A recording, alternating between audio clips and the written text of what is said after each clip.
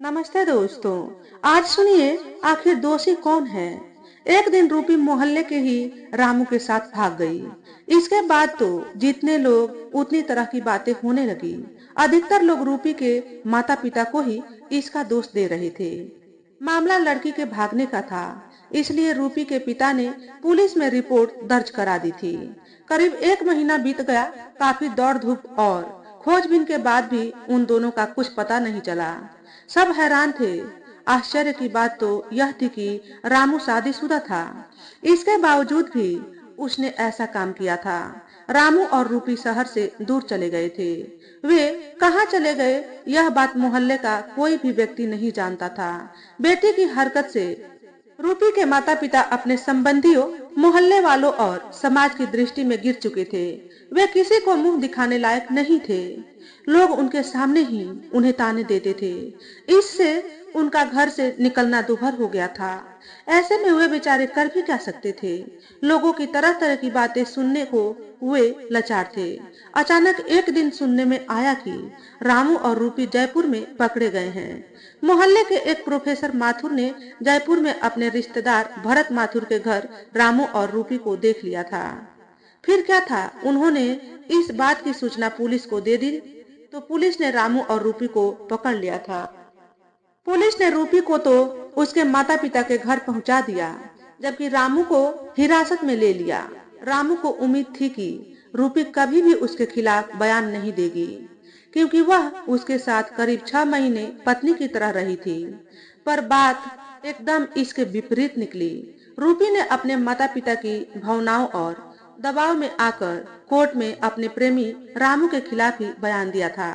रूपी नाबालिग थी, इसलिए कोर्ट ने रामू को एक नाबालिग लड़की को भगाने के जुर्म में 3 साल की सजा सुनाई। इस बीच रूपी की शादी एक आवारा लड़के से कर दी गई, क्योंकि समाज में कोई भी शरीफ लड़का उससे शादी करने को तैयार नहीं था। 3 साल की सजा काट कर रामू घर आया तो मेरे दिमाग में तरह तरह की शंकाओं के बीच वही प्रश्न बार बार आ रहा था कि शादीशुदा रामू ने ऐसा क्यों किया।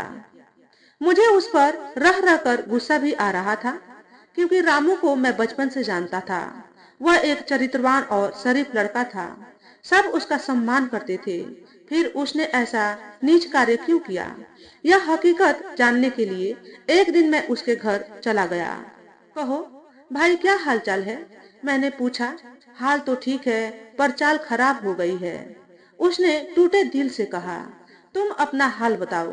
मेरा हाल तो ठीक है, तुम्हारा हाल जानने आया हूँ, मैंने कहा। मेरा हाल तो एक खुली किताब की तरह है, जिसे दुनिया ने पढ़ा है।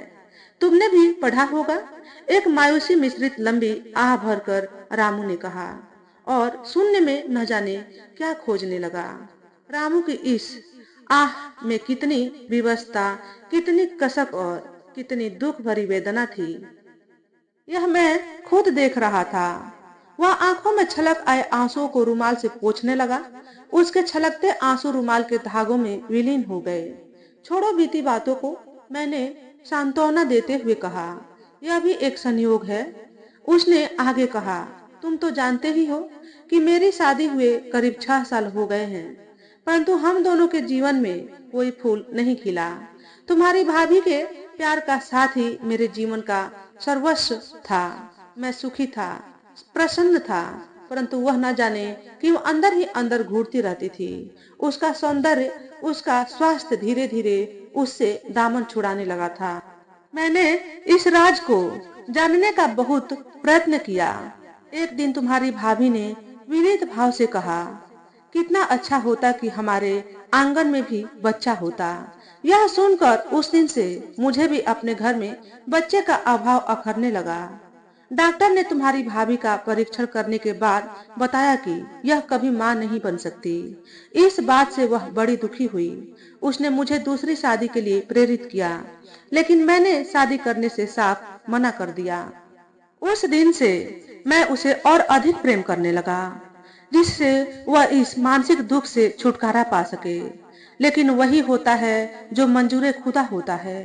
उन्हीं दिनों हमारे पड़ोस में रहने वाली रूपी तुम्हारी भाभी के पास आने जाने लगी। दोनों एकांत में घंटों बैठी न जाने क्या क्या बातें करती रहती। एक दिन रात को सोने से पहले तुम्हारी भाभी ने मुझसे कहा, रूपी कितनी सुशील और सुंदर लड़की है, तुम रूपी से शादी क्यों नहीं कर लेते? पागल हो गई हो क्या? ऐसा कभी हो सकता है? मैंने उसे बाहों में कसते हुए कहा, क्यों नहीं? क्या आप एक बच्चे के लिए इतना भी नहीं कर सकते? कहकर वह फूट फूट कर रोने लगी। मैंने तुम्हारी भाभी को बहुत समझाया कि एक विवाहित व्यक्ति के साथ कोई भी पिता अपनी लड़की का विवाह नहीं करेगा। यह असंभव है। मैं तुम्हारी सौत नहीं ला सकता। पर वह अपनी जिद पर अड़ी रही। वह फफक फफक कर रोने लगी। दूसरे दिन जब रूपी हमारे घर आई तो मैं उसे निहारने लगा। रूपी की सुख जवानी और सुंदरता ने मुझ पर ऐसा जादू किया कि तन मन से मैं उसकी ओर खींचता चला गया।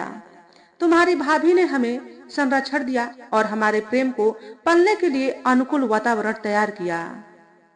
इतना कहकर रामू न जाने किन स्वप्नों में खो गया।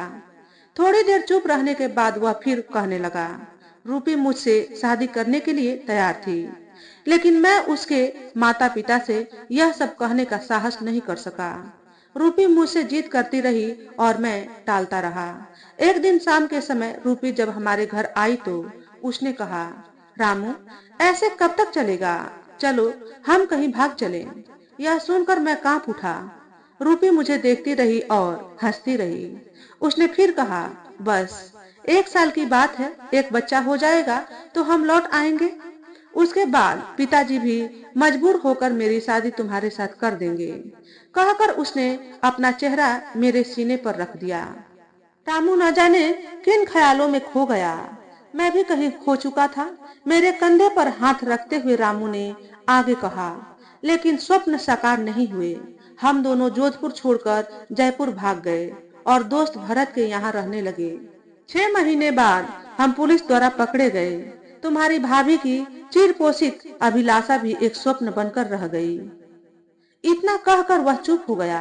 मैंने भी इससे अधिक पूछताछ करनी उचित नहीं समझी और उससे विदा लेकर अपने घर की ओर चल पड़ा। रास्ते में सोचता रहा कि क्या रामू दोषी है, जो समाज के ताने सहन न कर सका और संतान की चाह ने उसे अंधा बना दिया। शादीशुदा होते हुए भी वह नाबालिग रूपी के साथ भाग गया। क्या रामू की पत्नी दोषी है, जिसने अपने पति को गलत राह पर चलने की सलाह दी? या फिर रूपी का पिता दोषी है, जिसने दो प्रेमियों को मिलने से रोककर अपनी लड़की का किसी आवारा लड़के के साथ ब्याह रचा दिया? मैं अभी तक तय नहीं कर पाया हूँ कि आखिर दोषी कौन है। तो दोस्तों, आज के वीडियो में बस इतना ही। अगर हमारे द्वारा बताई गई कहानी थोड़ी सी भी अच्छी लगी हो तो वीडियो को लाइक और शेयर करें। चैनल पर पहली बार आए हो तो चैनल को सब्सक्राइब करके बेल नोटिफिकेशन को ऑल पर सेट कर लें, ताकि आपको ऐसे ही अच्छे अच्छे वीडियो देखने को मिले। हमेशा खुश रहें, हमेशा स्वस्थ रहें।